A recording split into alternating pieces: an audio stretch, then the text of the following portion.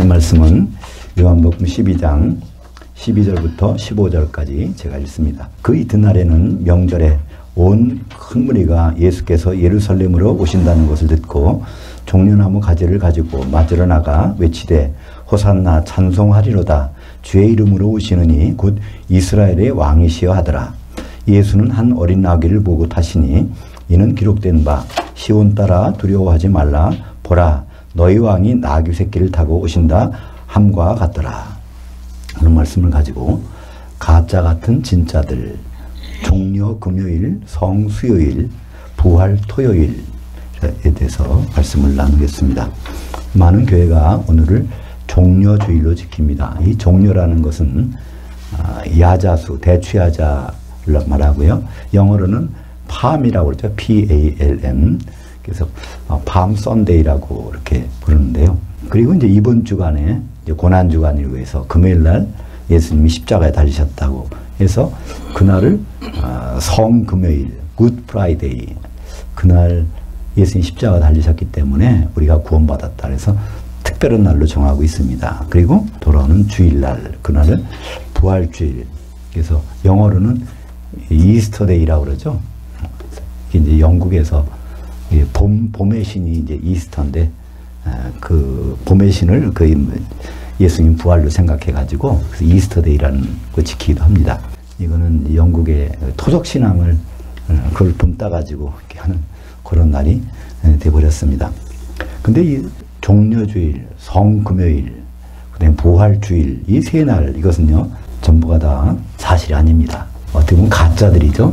실제 날은 오늘 우리 제목처럼 종려 금요일, 성 수요일, 부활 토요일입니다.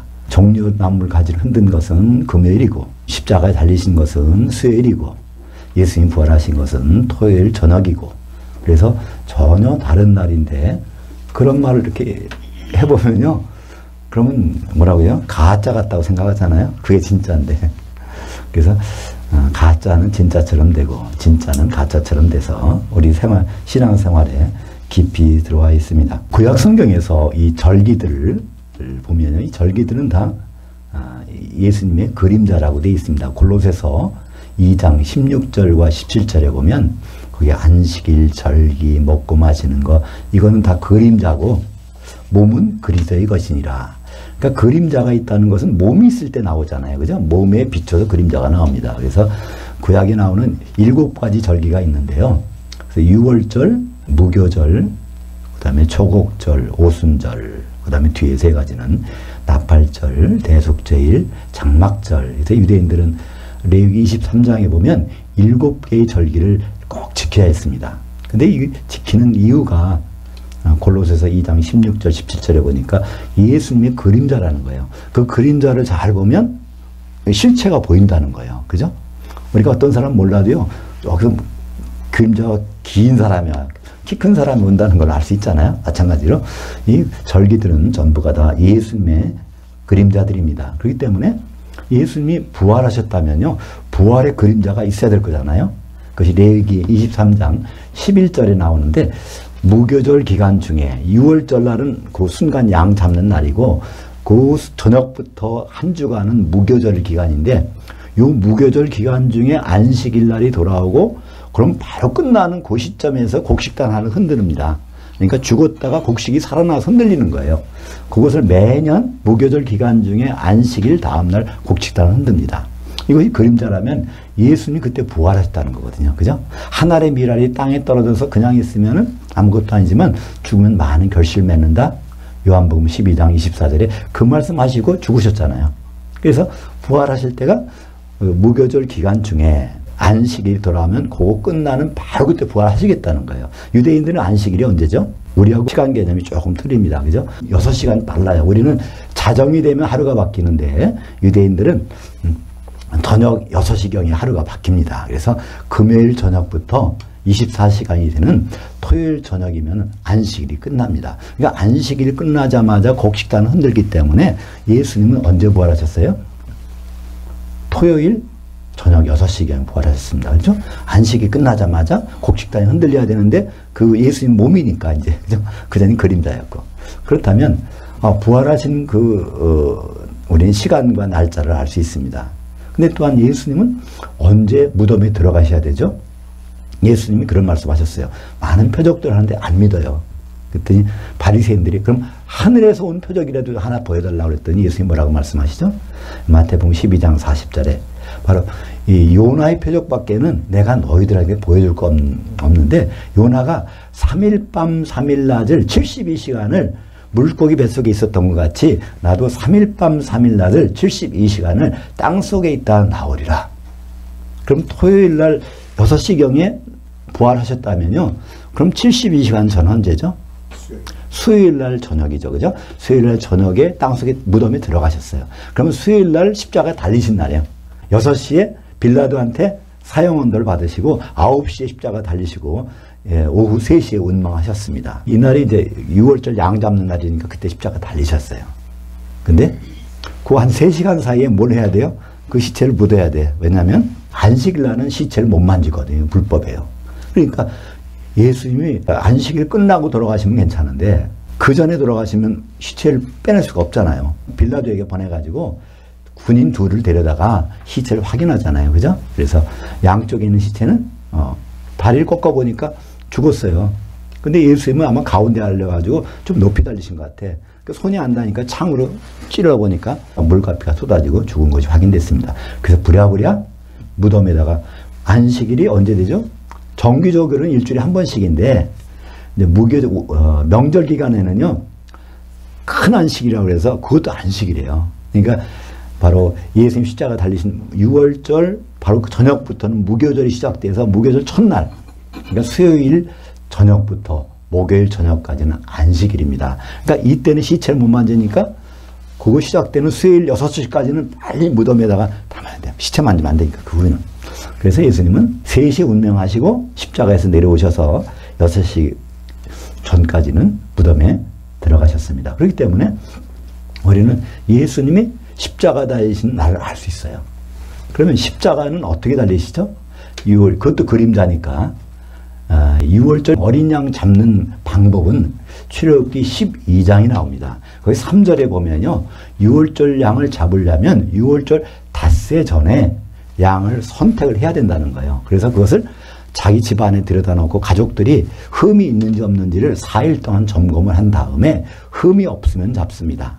그래서 이것을 예수님 실체화하셔야 되잖아요. 그럼 6월절 닷새 전에 이분이 죽을 분이라는 걸 이제 지정이 돼야 되는데 그 일이 어떻게 벌어지죠? 그것이 바로 요한복음 12장 1절에 그게 나오죠. 예수님이 6월절날 예루살렘에 가시다가 베단이라는 동네에 가셨는데 6월절 엿새 전에 도착하셨어요. 근데 그날 저녁에 잔치가 벌어졌거든요. 그럼 그날 저녁에 잔치는 6시 이후일 거잖아요. 저녁 만찬이니까. 그러면 6월절 며칠 전? 그날 저녁은? 닷새 전이요. 그러니까 6월절 닷새 전에는요, 분명히 무슨 일이 있어야 돼요. 뭐냐면 어린 양을 선택해야 돼요. 죽임을, 십자가에서 죽일 어린 양을 선택해야 되는데 아무도 그걸 몰라요. 제자들도 모르고 아무도 모르는 상황인데 거기에 예수님이 베다니에 나병 환자 시몬의 집에 있는데 거기에 누가 와요? 어떤 여자가 향 기름을 들고 온단 말이에요. 그 여자를 요한복음 12장에서는 이름을 밝힙니다.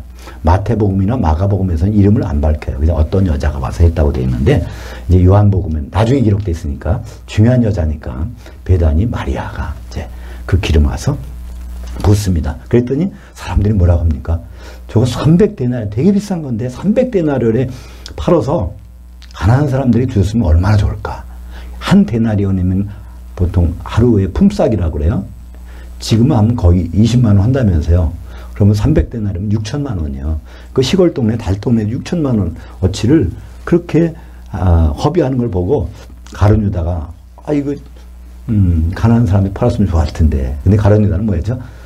이제 돈꽤 맡은 사람이기 때문에 자기가 좀 썰 수 있는데 막 그랬던 모양이에요. 근데 예수님이 뭐라고 말씀하십니까? 네. 근데 뭐라더라? 내 장례를 준비했다는 거야. 내가 이제 6월절 날 죽어야 되기 때문에 오늘 닷새 전인 걸 알고 이렇게 와서 간택을 했다는 겁니다. 6월절 어린 양으로. 그러면서 이제 마태복음 26장 13절에 보면 뭐라고 말씀하시죠? 예수님이 온천에 복음이 선포되는 곳에서는 이 여자가 오늘 내게 한 일을 반드시 말해가지고 생각이 나야 된다는 거예요. 그 순간이 얼마나 중요한지 몰라요. 이것이 사실 이번 주간 따지면 언제겠습니까? 지난 목요일 날이에요. 그러니까 우리는 목요일 날 이제 그날 저녁에 유대인 달려고 그러는 금요일 날이죠. 닷새전이죠. 그래서 그런 일이 벌어진 것입니다. 우리는 이 부분들에 대해서 별 관심 안 갖지만 예수님은 특별한 말씀 딱 한 번 말씀하셨어요. 복음이 전해지는 곳에서는 반드시 이 여자가 내게 한 일을 말해서 생각을 하고 있어야 된다는 거예요. 근데 우리가 그걸 생각하십니까? 별로 생각을 못합니다. 유대인들도 전혀 몰랐어요. 그날 이제 오늘 요한복음 12장 우리가 본문으로 선택한 12절과 15절에 보면 종려나무 가지를 이제 예수님이 그날 그런 일을 행하시고 아침에 예루살렘으로 이제 입성하십니다. 그날이 무슨 요일일까요? 같은 아직 6시 안 됐으니까 예, 금요일 닷새전입니다. 그죠? 거기 가는 거예요. 입성할 때 사람들이 종려나무 가지를 들고서 막 흔들면서 호산나 호산나. 그러니까 바로 이스라엘의 왕으로 오시는 이요. 그들이 그렇게 얘기를 합니다. 근데 그들이 성경은 잘 알았어요. 스가랴서 9장 9절에 보면 그 말씀이 있어요. 제가 한번 스가랴서 9장 9절을 읽어보겠습니다. 시온에 따라 크게 기뻐할지어다. 예루살렘에 따라 즐거이 부를지어다. 보라, 내 왕이 내게 임하시나니 그는 공의로우시며 구원을 베푸시며 겸손하여서 나귀를 타시나니 나귀의 작은 것 곧 나귀 새끼니라.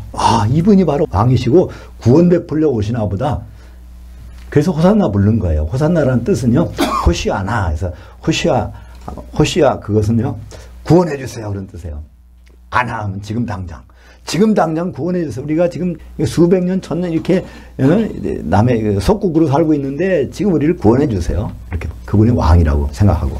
근데 예수님은 왕이라는 걸 표현 안 하기 위해서 뭐라고 일부러 새끼를 타고 나귀를 타고 오시는 거예요. 왕이라면 뭘 타고 와야 될까요? 백마를 탑니다. 요즘 같으면 뭐 리무진 타고 뭐 캐딜락 뭐 좋은 걸 타겠지만 옛날에는 백마를 타는단 말이에요. 왕이. 그래서 사실 예수님이 다시 왕으로 오실 때는요, 요한계시록 19장 11절에 보면 백마 타고 오세요. 그게 왕으로 오시는 거예요. 그러니까 나는 왕으로 오는 게, 내 신분은 왕이지만 지금은 왕이 아니야 라는 것을 설명하기 위해서 나귀 새끼를 타고 이제 입성하신단 말이에요. 근데 스가랴서 9장 9절이 번역이 너무나 잘못됐어요. 우리말 이렇게 보면요, 그는 공의로우시며 구원을 베푸신다고 번역되어 있는데 원래 스가랴서 9장 9절은 그는 의로우셔서 죄가 없으셔서 구원 받으시며 이렇게 돼 있어요. 그는 이렇게 오셔서 죽을 거지만 반드시 살아날 거라는 거예요. 그런 일이 벌어진다는 거예요. 이것을 우리말 번역은 엉뚱하게 번역해 놓고 아마 유대인들도 그걸 이렇게 잘못 생각했는지 참 신기해요. 그래서 지금 나귀 새끼 타고 이렇게 하지만 이분이 죽으신 다음에 반드시 부활하신다. 의롭기 때문에 구원을 수동형이에요. 구원 받으신다는 거예요. 그러니까 예수님은 인간으로 오셨을 때는 하나님의 권리는 다 놓고 오셔서 그분은 모든 일은 다 하나님이 해주시지 않으면 아무것도 할 수 없는 분이 되셨어요. 그러니까 십자가에 달리실 수가 있고 죽으실 수가 있잖아요. 그래서 부활하시는 것도 하나님이 살려주시지 않으면 그분은 살 수가 없는 분이에요. 왜냐하면 사람으로 오셨기 때문에. 그래서 그분은 사람으로 오셔서 구원을 받으신다는 수동형이에요. 공의롭다는 뜻이 아닙니다. 공의와 의롭다는 뜻이 무엇이 차이일까요? 공의라는 것은요, 공평하다는 거예요. 뭐에 어떤 데 치우치지 않는다는 게 공의고요. 의롭다는 것은요, 죄가 없다는 다른 뜻입니다. 공의와 의는요, 전혀 다른 뜻이에요. 영어만 해도 그렇잖아요. 영어에서도 의롭다, righteousness, 공의라는 것은 justice라고 그러잖아요. 영어도 달아요, 그죠? 근데 번역을 의를 공의라고 번역하고 구원 받으시는 걸 구원을 하신다고 번역하니까 이분이 진짜 왕으로 오시는 것처럼 생각하고 우리도 지금 그래서 호산나 그래서 호산네 여러 가지 호산네 찬양대도 있고 호산나 이름이 많이 있잖아요. 호산나는요 사실은 재림 때 부르는 찬송입니다. 요한계시록 7장 9절에 보면요, 거기에 7년 환란이 지난 다음에 흰 옷을 입은 큰 셀 수 없는 무리가 나와서 종려나무 가지를 들고 거기서 구원하심이 어린 양과 전능하신 이와 어린 양께 있도다 찬양을 막 불러요. 구원이 호시아거든요. 나라는 것은 지금 당장 거기서 호시아나 찬송을 부르는 게 나와요. 그러니까 왕으로 오실 때, 그죠? 제 7년 환란 후에. 근데 여기서 먼저 김치국부터 마시는 거예요. 샴페인 미리 터트리는 거예요. 똑같은 사람들이 똑같은 입으로 무슨 말 합니까? 4일 후에 무슨 말 해요? 십자가에 못 박아라, 십자가. 같은 사람들이에요. 여기 종려나무 가지고 흔드는 사람이나 십자가에 못 박으라는 사람이나 똑같은 사람이에요. 자기들이 흥분해가지고 오해하는데 나중에 뭐 바라바를 내놓고 예수님을 십자가에 못 박아라. 이렇게 합니다. 철저하게 오해하고 있는데 그들의 오해가 그들만 오해가 아니라 우리도 오해하잖아요. 종려주의라고 해가지고 막 호산나 찬송하고, 그죠? 그분은 왕으로 오신 게 아니라 이제 죽으시러 오시는 건데, 금요일 날 또 돌아가셨다고 해서 그날 또 뭐 금식까지 하면서 그렇게 하고, 또 주일날 부활하셨다고 해서 주일날 또 새벽에 가서 연합예배도 드리고 그러잖아요. 근데 전부가 그게 다 사실은 다른 내용들인데, 그죠? 그러니까 예수님은 언제 십자가에 달리셨어요? 토요일 날 부활하시려면 수요일 날 십자가에 달리시는 게 너무나 당연하잖아요. 근데 왜 그걸 금요일 날 십자가에 달리셨다 그래서 굿 프라이데이, 성금요일이라고 정해놓고 이렇게 금요일 하잖아요. 그러다 보니까 이제 금요일 날 십자가에 달리시려면 닷새 전에 간택이 드셔야 돼요. 그러니까 주일날 간택돼갖고 그날 아침에 종려까지 흔드는 거로 만들어서 종려주일. 종려주일이라는 말은요, 예수님이 금요일날 십자가에 달리셨다는 가정하에서 바로 닷새 전날인 종려, 그걸 만들어갖고 종려주일날로 했기 때문에 예수님이 십자가에 달리셨다면 종려나무 가지고 흔든 것은 명백히 금요일입니다. 그죠? 그렇잖아요. 닷새 전, 그죠? 예. 닷새 전에 6월절에 관택해갖고 바로 아침 일찍이 예루살렘 입성에 들어가셔서 그날은 어떤 점검을 안 받으세요. 첫날 들어가셔서는 안 받으세요. 왜냐면 닷새 전날은 간택만 한 날이야. 그 다음날부터 뭐가 하죠? 막 대제사장이니 바리새인들이 막 찔러보잖아요.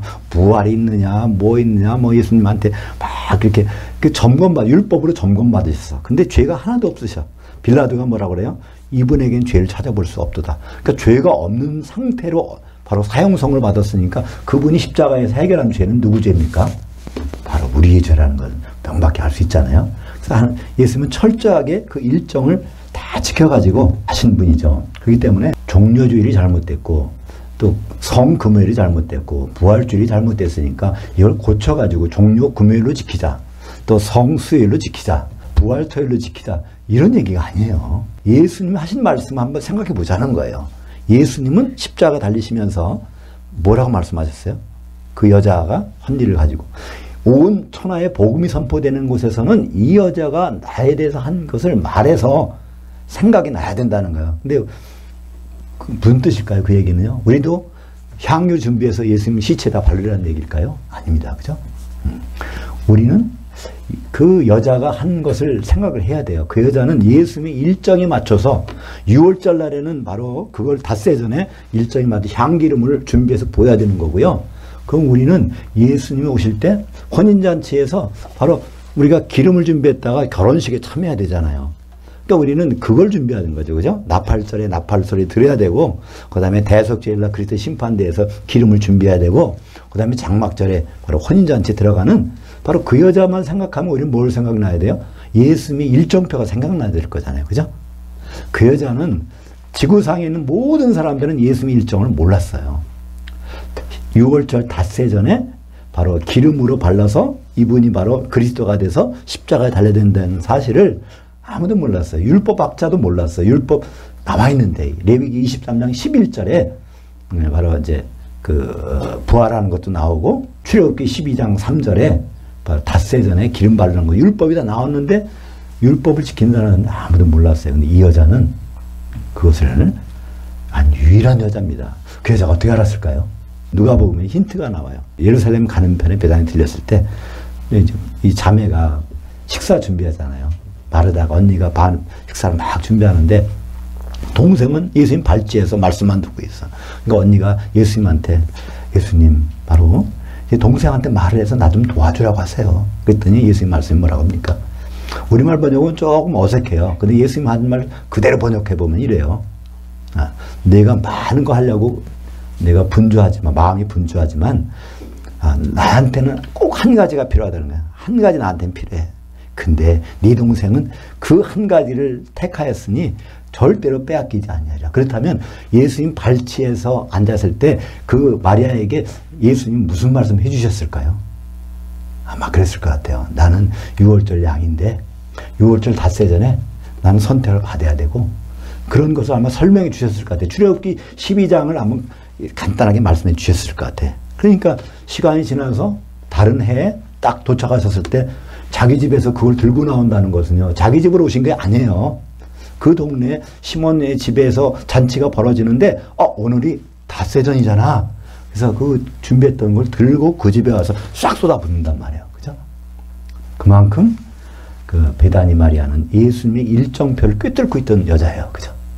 그러니까 예수님이 십자가 달리시고 부활하실 때쯤 되면 뭐가 나와요? 예수님의 낳은 마리아, 또 뭐 막달라 마리아, 또 살로메 세 여자가 향을 사가지고 바르러 가잖아요. 근데 그때 베다니 마리아는 나타나질 않아요. 왜 나타나지 않을까요? 예수님이 일정을 다 꿰뚫고 있어. 거기가 시체가 없다는 거예요. 그래서 베다니 마리아는 거기 안 가지 않아요. 다른 여자들이 셋이 가서, 그들이 예수님이 죽을지도 모르니까 향품을 준비하고 오지 않았다. 갈릴리에서 따라왔으니까. 갈릴리에서 따라올 때부터 자기 준비했으면 그 없지 않잖아. 있잖아요. 근데 갑자기 돌아가시니까 무교절 안식일 날은 가게 문 닫으니까 그 다음날 가서 그걸 구해다가 또 안식일 지나서 가서 바르려고 하는.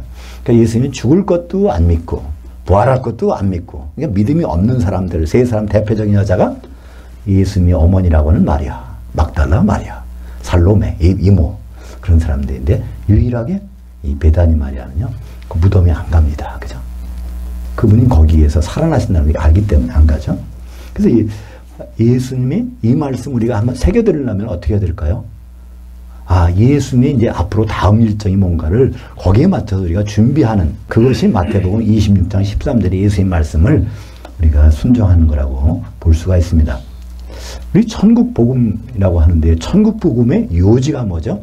성경에는요, 천국이라는 단어가 36번 나와요.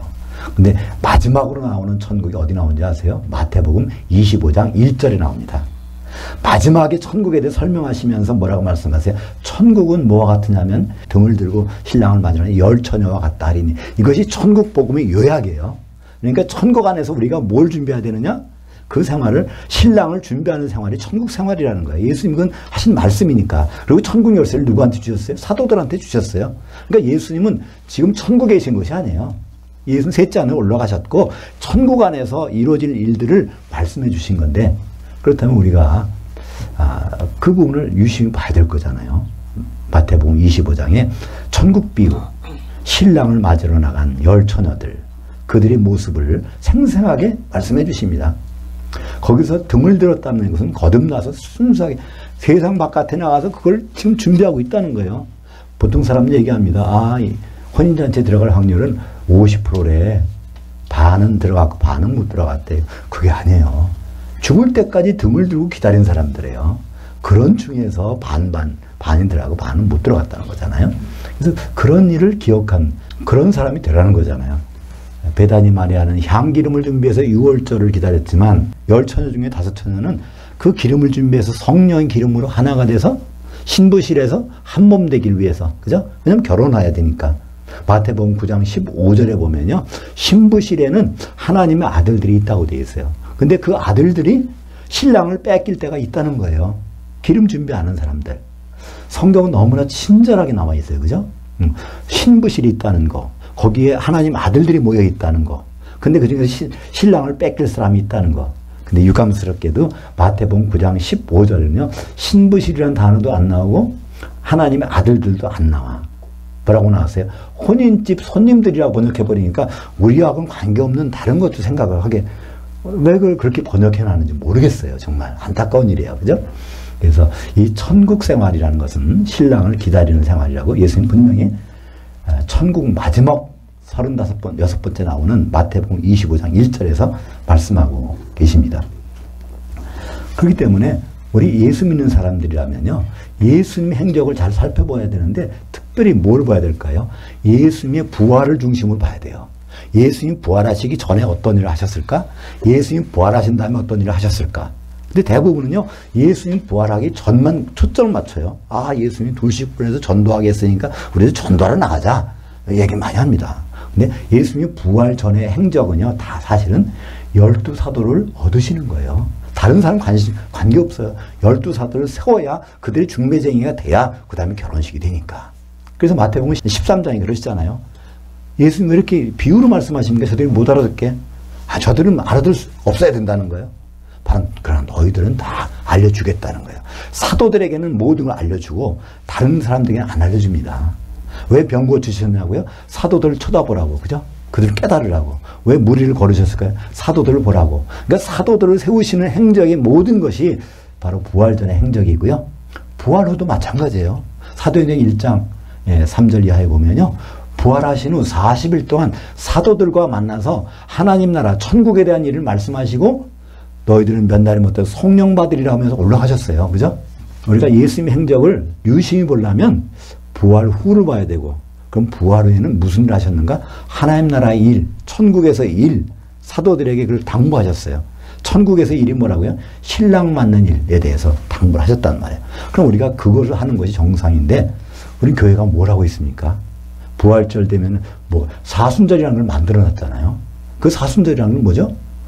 부활 전에 40일 얘기하는 거예요. 부활 후가 아니에요. 예수님은 부활 후 40일을 금쪽 같은 시간으로 여겨서 다른 일 안 하셨어요. 병도 안 고치고 죽은 자 살리지 않고 복음도 안 전하셨어요. 사도들과만 만나서 바로 그 교회, 그리스도의 신부, 바로 결혼의 준비만 하시고 가셨단 말이에요. 근데 우리는 예수님 십자가 돌아가셨는데 그냥 말 수 없지 않느냐. 그러면 우리는 그날 금식해야지. 그럼 요거 하루 갖고 안 돼. 그래서 원래 초대교회는요, 40시간을 아주 초대교회에서는 했다고 그래요. 예수님이 금요일날 돌아가셨고, 주일날 새벽에 부활하셨으니까 40시간만큼 우리 금식 좀 하자. 그래서 40시간을 열심히 금식했는데, 이거 좀 부족한 것 같아. 우리는 그걸 40일로 늘려보자. 근데 40일 다 늘리려면 이거 너무 힘들잖아요. 그러니까 예배는 드려야 되니까 주일날은 금식하지 말자. 그래서 주일날을 금식한 걸 빼다 보니까 46일 전에, 부활절 46일 전에 재수요일이라고 해서 쭉 2월 달에 며칠이죠? 시작됐단 말이에요. 그걸 가지고 계속 우리는 예수님의 고난에 참여한다는 거예요. 근데 우리가, 그건 우리 생각이고, 예수님 생각이 된다면 예수님은 부활 후 40일을 사순절로 지키시고 가셨어. 그럼 우리도 부활 후 40일을 예수님 무슨 일을 하셨을까? 사도들에게 뭘 당부하셨을까? 그걸 생각하는 게 정상 아닐까요? 근데 교회가 부활절 딱 끝나면요, 사순절 언제 했나 싶어요. 1년 지나야 그때 가서 또 다시 하지. 그래서 우리는 주님의 생각과 우리의 생각이 얼마나 차이 난다는 것을 우리 교회 생활을 통해서 둘러보면 쉽게 알 수가 있습니다. 바로 이 천국에서 일들은 결국은 뭐죠? 교회가 세워지는 일이에요. 교회가 그리스도의 신부이기 때문에 에베소서 5장 31절 32절에 보면 남자가 부모를 떠나 그 아내와 앞에서 한 몸을 이룰지니라. 이것은 큰 비밀인데 그리스도와 교회의 한 몸 되는 것, 바로 결혼에 대한 얘기니라. 그 얘기가 바로 교회가 신부가 된다는 얘기잖아요. 예수님 말씀하고 똑같죠. 신랑을 만나러 나간 10처녀가 교회를 이뤄서 주님을 만나야 된다는 것이죠. 천국 열쇠는 누가 갖고 있어요? 사도들. 근데 사도들이 그래서 결국은 천국 열쇠를 신약 성경으로 맞춰놨어요. 그래서 신약 성경이 천국 열쇠예요. 그래서 천국에서 할 일은요, 매뉴얼은 신약 성경입니다. 거기를 보면 우리가 신부되는 방법이 다 돼 있어요. 왜냐면 사도들이 그걸 준비해놨어. 사도가 누구죠? 사도는 교회의 기초지만 고린도후서 11장 2절에 보면 사도를 중매쟁이라고 표현하고 있어요. 그죠? 사도 바울이 내가 너희를 한 남편인 그리스도께 정결한 처녀로 내가 중매했다는 거예요. 그러니까 사도들이 중매쟁이에요. 그러니까 예수님과 결혼할 때 필수적인 누굴 찾아가야 돼요? 중매쟁이 안 만나면 그 결혼은 중매쟁이하고 뭐가 틀려보세요. 그러면 그 결혼은 아예 포기하셔야 돼요. 그죠? 더구나 예수님이 세우신 중매쟁이들을 우리가 소홀히 한다면요, 이거 결혼 안 됩니다. 그래서 우리는 이 중매쟁이 안경은 마태복음 1장 1절부터 요한계시록 22장 21절까지 그것을 소홀히 할 수가 없는 것입니다. 그래서 호산나, 이 호산나는 2000년 전에 그들이 불렀지만 우리는 앞으로 부를 때가 있습니다. 요한계시록 7장 9절에 7년 환란 후에 흰 옷을 입은 셀 수 없는 무리들이 바로 구원을 찬송을 부르고 있는 장면이 나오는데 그게 누가 해야 될까요? 우리가. 이기는 자는 흰 옷을 입으리니. 그래서 이기는 자가 흰 옷 입고 호산나 찬송을 거기서 부르는 장면이 나오고요. 그것은 요한계시록 19장에 보면 전능하신 이가 통치하셨도다. 그래서 할렐루야. 그것이 바로 할렐루야 찬송입니다. 여호와 하나님을 자랑하고 뽐내는 일이 그때 있어야 된다는 거예요. 그 내용을 보니까 요한계시록 19장 7절에 어린 양의 혼인날이 이르렀고 8절에 보면 그 신부는 성도들이 한 세마포옷을 입은 것이더라. 이렇게 말씀하고 있습니다. 우리가 여전히 가짜만 가지고 자꾸만 기념해 보세요. 누가 좋아할까요? 제일 좋아할 게 있어요. 그죠? 마귀는 그걸 좋아할 겁니다. 종려주의 붙잡고 있는 거요. 성경을 붙잡고 있는 거요. 부활주의 붙잡고 있는 거요. 이거 누가 좋아할까요? 마귀들이 좋아할 겁니다. 그렇다고 그걸 고쳐가지고 우리가 금요일 날로 수요일 날로 십자가 달린 날로 또 토요일 날로 부활주의를 기념해 지켜보자. 그것도 아니잖아요. 그죠? 우리는 예수님 말씀이 생각나야 됩니다. 이 여자가 오늘 내게 한 일을 반드시 생각해서 기억이 나야 되는데 그 여자가 한 일은 예수님의 일정표를 꿰뚫고 있다가 거기에 맞는 준비를 해서 그 예수님 만난 거잖아요. 그렇다면 우리는 예수님이 앞으로 나팔절에 이제 오실 거고 대속죄일에 그리스도 심판대가 설 거고 그 다음에 이제 결혼식이 준비되는데 거기에 맞는 준비를 하는 것, 그것이 예수님이 가장 기쁘게 해드리는 일 아닐까요? 부활절 날 시간을 고쳐보자. 종려 금요일 날을 좀 앞당겨보자.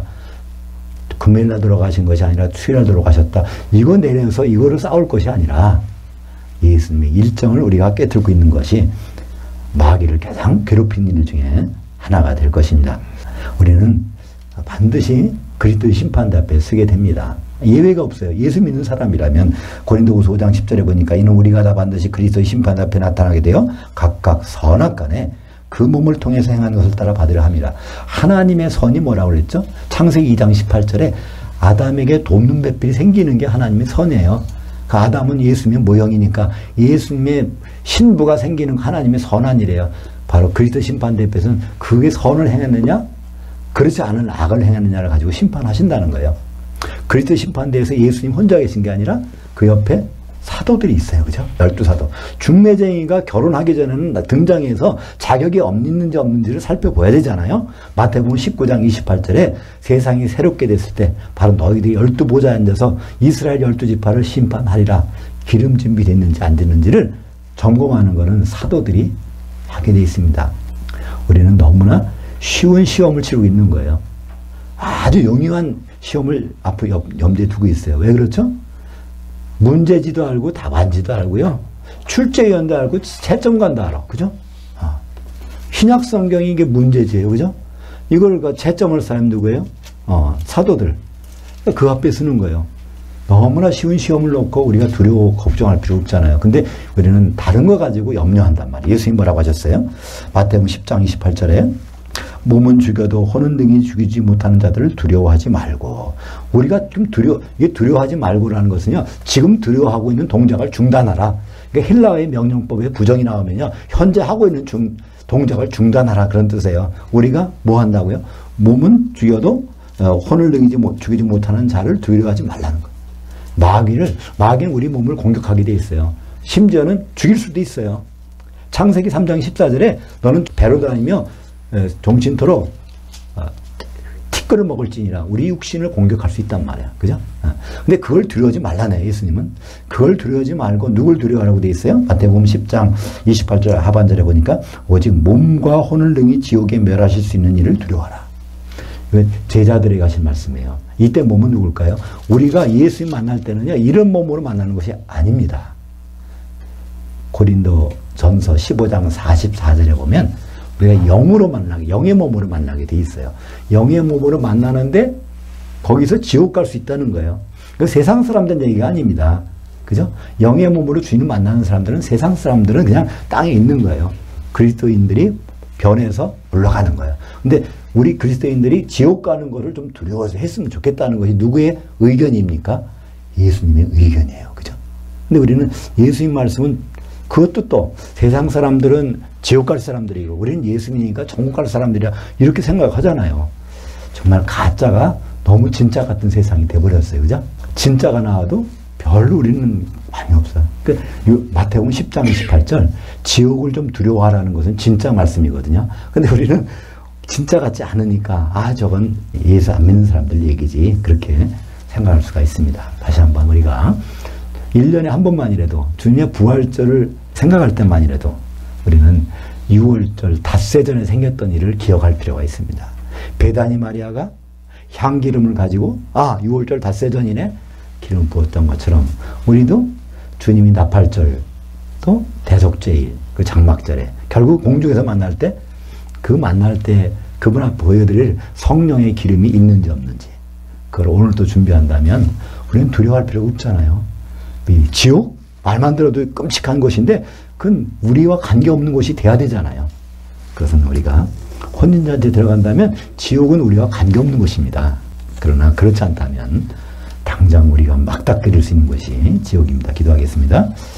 하나님 아버지 감사합니다.